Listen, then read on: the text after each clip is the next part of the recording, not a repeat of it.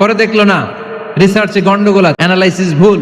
আবার নতুন কমিটি পাঠালো তারা ইংল্যান্ড থেকে, 33 সদস্য বিশিষ্ট কমিটি। তারা এসে গবেষণা করে দেখলো না, এই কোরআন আগুনে জ্বালাই দিলে কোরআন দূর হবে না। কারণ আমরা ভারতবর্ষের হেফজখানাগুলোতে যে দেখেছি, ছোট্ট বাচ্চারা মাথা দুলিয়ে দুলিয়ে কোরআন পড়ে। কোরআন তারা শুধু কাগজেই লিখে রাখে না, সিনার ভিতরে গেঁথে রাখে। ওই কোরআন মুসলমানদেরকে শিখিয়েছে কে? সে আল্লাহ বললেন, আর রহমানু আল্লামাল কুরআন খালাকাল ইনসান আল্লামাহুল বায়ান। আল্লাহ বললেন, আমি মেহেরবান, আমি কোরআন শিখিয়েছি। আমরা বললাম আল্লাহ, আর আপনি কি করেন? আল্লাহ বলেন, খালাকাল ইনসান, আমি মানুষ বানিয়েছি। সুবহানাল্লাহ পড়েন। আমাদেরকে তৈরি করেছে কে? জোরে বলতে হবে, কে? মানব সৃষ্টির 3টা পদ্ধতি কোরআনে পাওয়া যায়। পদ্ধতি নাম্বার 1, বাবাও নাই মাও নাই। এই পদ্ধতিতে আল্লাহ কাকে বানাইছে বলেন? আদম আর হাওয়া আলাইহিস সালাম, এদের বাবা মা ছিল। 2 নম্বর পদ্ধতি হচ্ছে মা আছে কিন্তু বাবা নাই। এই পদ্ধতিতে আল্লাহ কাকে বানালেন? কি নাম?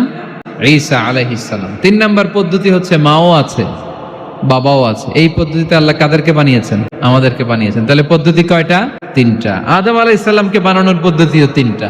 প্রথমে আল্লাহ তিন লাজিব এঁটেল মাটি নিলেন, তারপর নিলেন হামাইম মাসনুন কাদা মাটি, তারপরে এটারে বানালেন ঠনঠনে শুকনো মাটি। সাইয়েদনা আদম আলাইহিস সালামের অবয়ব তৈরি করলেন 60 হাত লম্বা করে।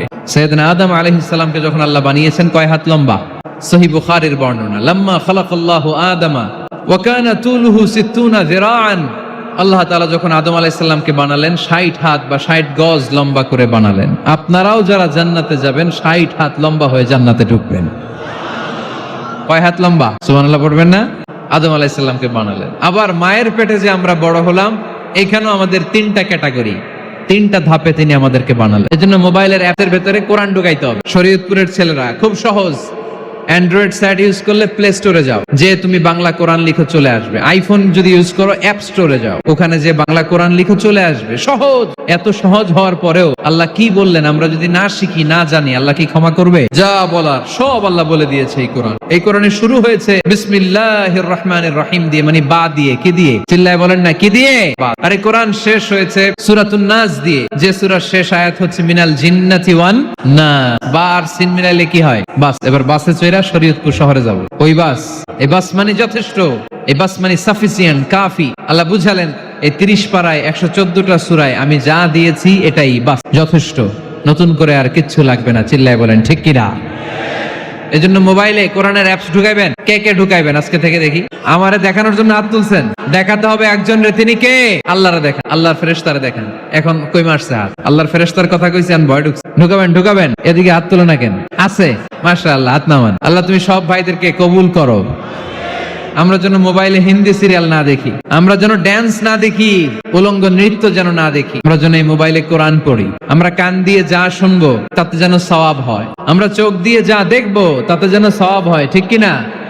যেন কানে শুনি সদা তোমার কালাম, হে খোদা চোখে যেন দেখি শুধু কোরআনের আয়াত। শোনো আমার মুনাজাত, শোনো শোনো ইয়া ইলাহি আমার মুনাজাত, শোনো আমার মুনাজাত। পড়েন আমিন। তাহলে আমরা যে কিতাবটারে সঙ্গী বানাবো, কিতাবটার নাম সবাই বলেন। আমরা যে কিতাবটারে বন্ধু বানাবো, এই কিতাবটার নাম, এটা আল্লাহর কিতাব। এই কিতাব সংরক্ষণের দায়িত্ব নিয়েছে কে? এই কিতাবকে কেউ ধ্বংস করতে পারবে? এই কিতাবের পিছু লেগে কেউ সুবিধা করতে পারবে? এই কিতাবের তাফসীর কেউ বন্ধ করতে পারবে না। অসংকরণের কথা ছড়িয়ে পড়বে যুগ থেকে যুগ, যুগান্তরে, দেশ থেকে দেশ, দেশান্তরে। ঠিক কিনা? যেমন কিতাব, এই কিতাবের পিছু লেগে লাভ নাই। এই কিতাবের বাণী ছড়িয়ে পড়বে গোটা বিশ্বময়।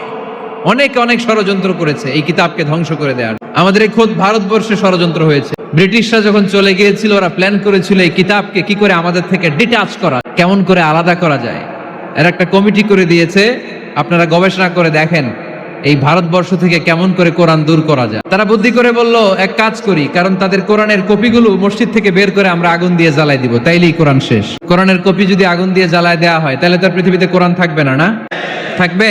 যদি আগুন লেগে ধ্বংস হয়ে যায়, ধ্বংস হয়ে যায়।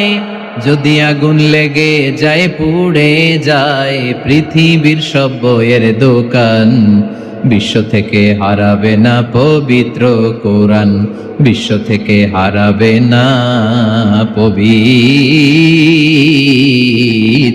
কোরআন। ঠিক কিনা?